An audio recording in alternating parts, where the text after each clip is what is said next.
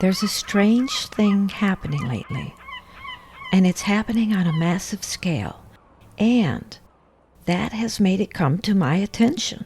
Because when something happens everywhere, to all kinds of people who don't even know one another, you can't just chalk it up to coincidence. Not that I really believe in coincidences, but even if there were such a thing, this would not be it.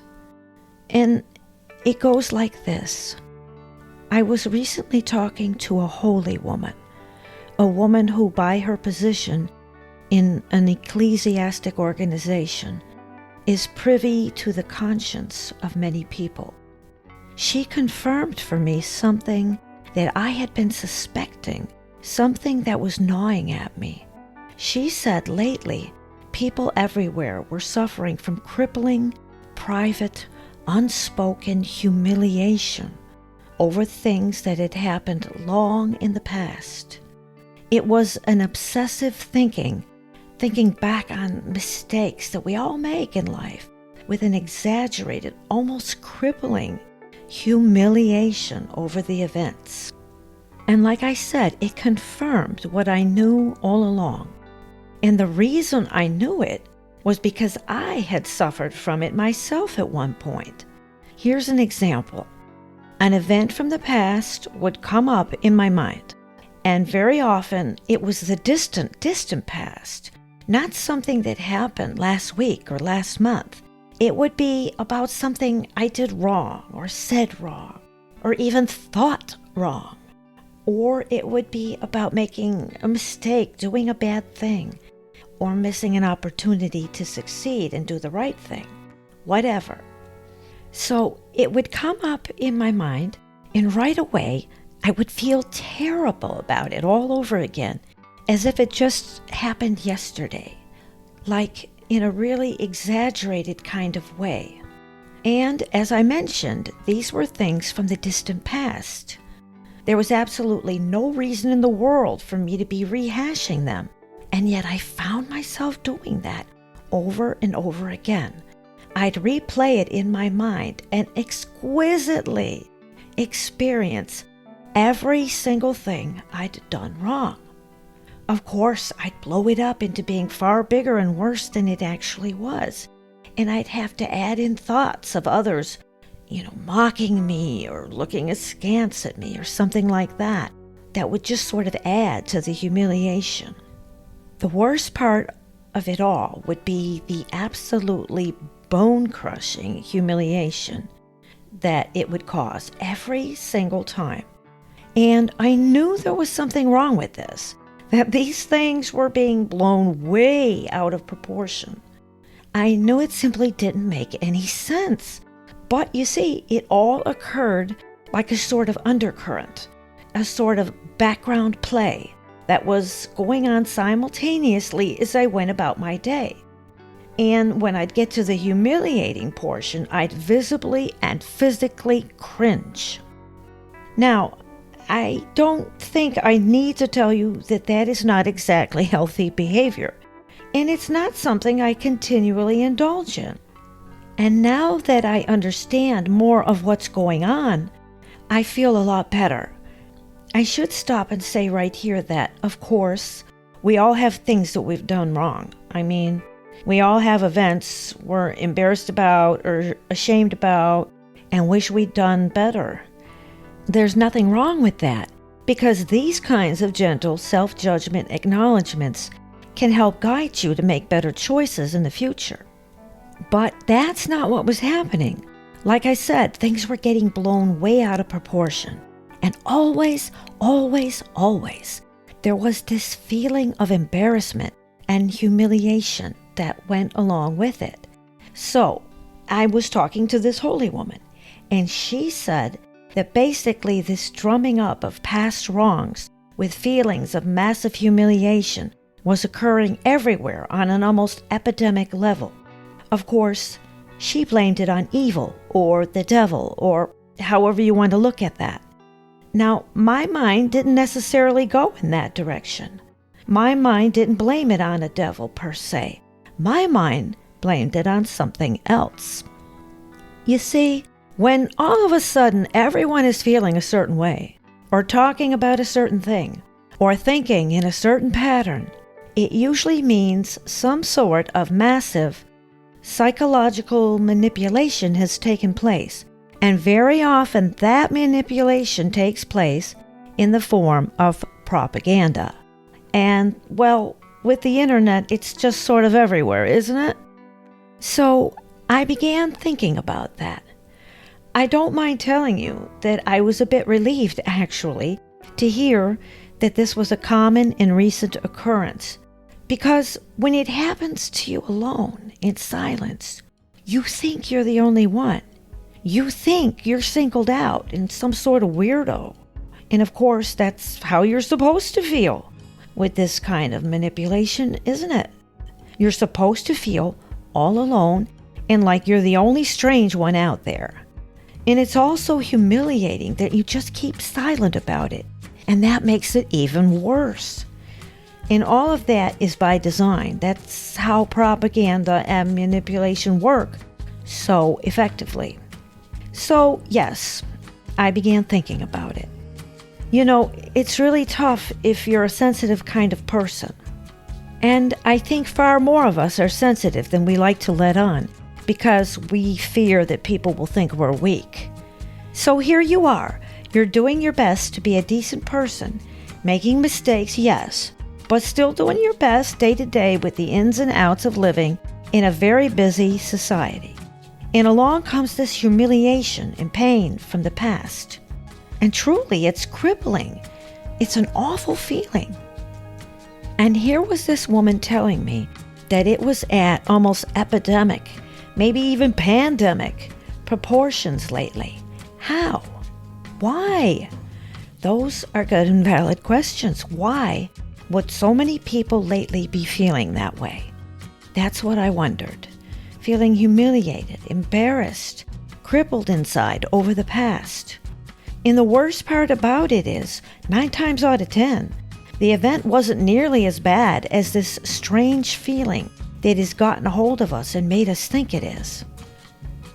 Once you think about it logically and bring the whole thing to the light of day, and once you realize that many other people around you are feeling the exact same thing, but have been suffering in silence, you begin to relax a little, because you begin to realize something deliberate has gone on, and that it's not just you being singled out. You actually give a sigh of relief over this revelation. And once the sun starts to shine on things, you begin to slowly feel a bit better. So, has this happened to you? Do you find yourself running old tapes in your mind over and over and over about a mistake you made, or something you did, or something that happened to you? Do you find yourself cringing in embarrassment? Do you find yourself suffering abject humiliation that you go through over and over? Are you unable to forgive yourself? If so, maybe you can pause now for a moment and think. Maybe, yes, it was a mistake, but maybe really it wasn't so bad, you know? Maybe you can see now that it has been blown way out of proportion. And if you can see that, that's a good thing.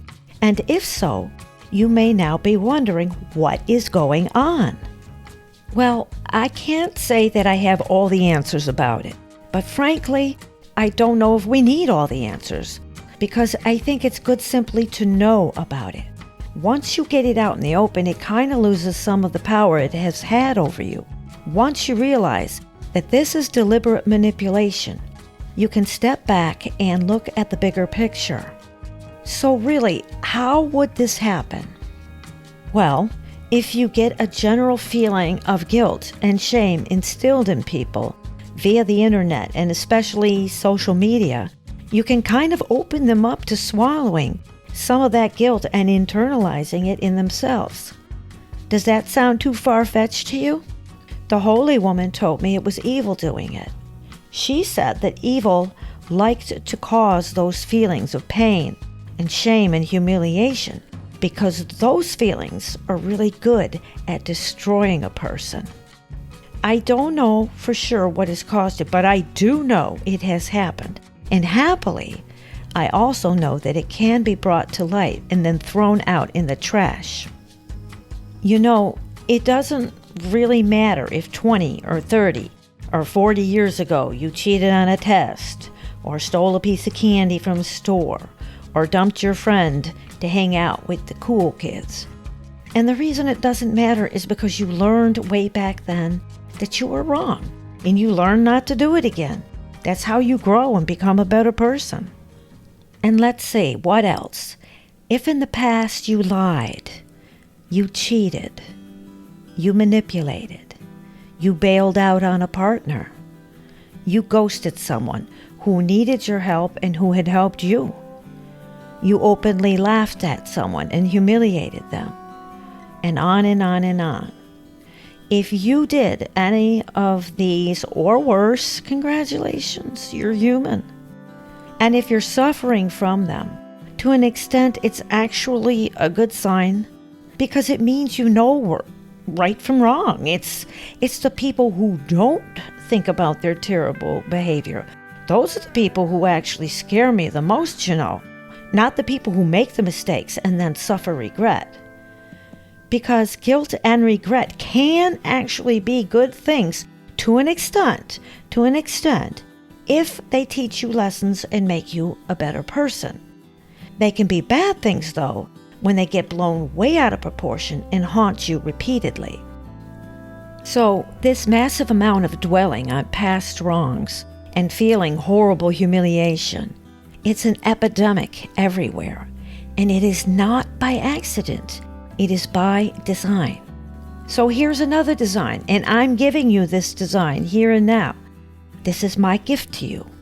If you're one of the people who have fallen under this spell of humiliation, when you get done listening to this video, you go ahead and take whatever that awful event is, whatever that shame is, whatever that awful feeling of humiliation is, and you bring it front and center right out into the sunlight and name it out loud. Then you forgive yourself for not being perfect. Then you thank the natural feelings of regret you do have that have helped you to become a better person. And then you give the finger to whatever it is that has caused you to feel crippled inside. And you start paying attention. You start noticing the things you're listening to and reading online. Notice if something immediately causes fear or worry or sorrow or terror in you. Ask yourself why.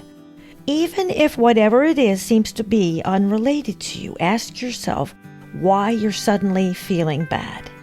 It's easy to notice when these bad things come to you from a source that you dislike. Like maybe you dislike a certain politician and he said something awful, and you start feeling worry and fear. It's easy to know why you feel that way.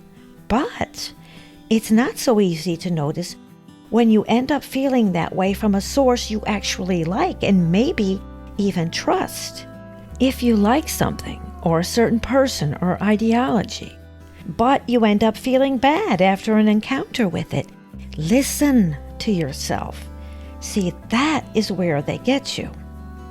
The bottom line is this: if you leave something feeling bad or strange or sad or fearful, no matter what it is, even if it started out good, then you've just been manipulated and you need to take your power back. And if you leave something feeling better than you started, smiling, relieved, and like you're moving forward, then you're on the right path. But either way, right or wrong, always, always, always be cautious and make sure that the thoughts in your head really do belong to you and weren't placed there by someone else. Why would this happen? Why would a group of people, or a devil if you want to call it that, why would they want to make you feel humiliated inside? Because, plain and simple, it's crippling. And when you're crippled inside, you're very, very easy to control. You're just not gonna rock the boat. So, is it propaganda? Is it the devil? Is there a difference? Listen to the words in your mind If they're not good, or if they're foreign, and they didn't come from you, let them go. Consciously replace them with good words, not indulgent words. Not words that do not assume responsibility. Not words that let you off the hook, but instead words that take responsibility and acknowledge that right now you are doing the best you can. Turn the nasty words upside down and make them work for you. This will take vigilant effort.